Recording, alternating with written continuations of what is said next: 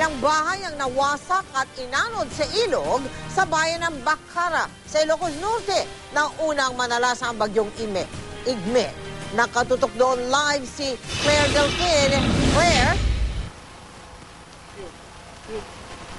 Mel, pinangambahan ng ilang residente ng Ilocos Norte ang epekto ng pagbalik sa bansa ng bagyong Igme. At bagamat walang nakataas na storm warning signal sa probinsya at inaasahan na rin namang paalis na ang nagbalik na bagyo, ay naging maulan pa rin dito kaya hindi nagpakasiguro ang ilang residente rito. Dahil sa mga pag-ulan, lumaki ang ilog, mabilis ang agos. Sa gilid nito, kita ang ilang bitak-bitak na sementadong bloke.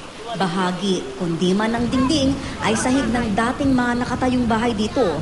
Sa bitak-bitak na bloke rin, tanging nakatungtong ang haligi ng nasirang bahay na ito. Mga iniwang bakas ng unang paghagupit ng bagyong Igme. Nung kasagsagan ng bagyong Igme, nabitak ang lupang ito at sa isang saglit pa'y nahulog ang 4 na magkakatabing bahay. Ang mga residente walang nagawa sa paglamon ng napakalakas na agos ng tubig sa kanilang mga tahanan. Isa ang bahay ni Catherine Bartolome sa winasak at inanod ng ilog. Ni kapiraso ng tirahang 12 taon nilang ipinundar, walang naiwan. Sa kapitbahay sila ngayon, pansamantalang nanunuluyan. Umiyak ako, natakot. Nawala yung bahay namin. Hindi ko alam kung saan kami tutunton, kung saan kami lulugar. Kasi wala kaming titirahan. Kaya nang mabalitaan na babalik ang bagyong Igme, ayaw nang pakasiguro ni Frederick Gayed.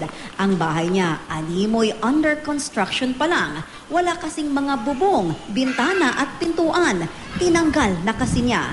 Para kung matangay man daw ang bahay, kahit paano'y may naitabi raw siyang gamit. Natatakot po kami kasi wala po aming pagtatayo ng bahay. Malalakas pa rin ang mga alon sa iba pang bahagi ng probinsya tulad sa bayan ng Curimaw. Mahigpit na ipinagbabawal ang pagpalaot ng mga mangingisda. Nakatali na ang mga bangkang demotor sa Pampang at ilang barge ang nakadaong na sa Pantalan. Mel, maghapong magulan o maghapong maulan dito sa bayan ng Bacara, pero pasalamat na rin ng mga tao, hindi naman ito kalakasan at pagkagat din ng dilim ay tuluyan na ring tumila ang ulan. Mel? Ay, salamat naman. Maraming salamat din sa iyo, Claire Delfin.